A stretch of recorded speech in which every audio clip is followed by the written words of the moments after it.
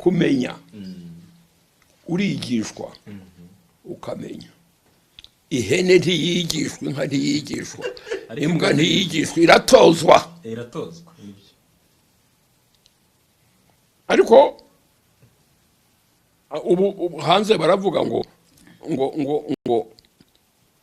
uyu muntu aratoza intore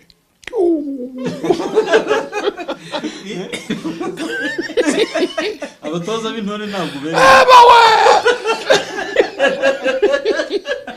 barigishwa cyane batozwa hatozwa imbwa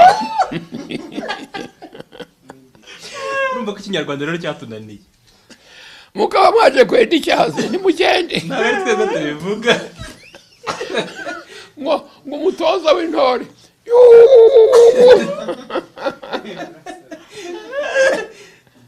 ubuze mwaje ngo mbigishe bibiliya mbigishe ikinyarwanda ubu ngubu ko mwaje kuntera igihe uri inzu y'ibitabo tugukuraho byose oya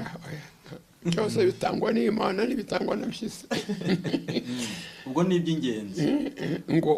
umutoza w'intore ni umwigisha w'intore iyo mbwa se igihe uyitoza urayiba irakubaza igira ibibazo kubaza ko umuntu agira ibibazo kubaza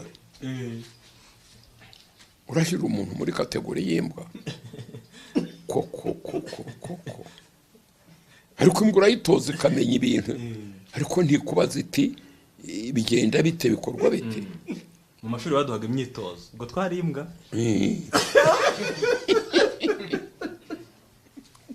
nibwo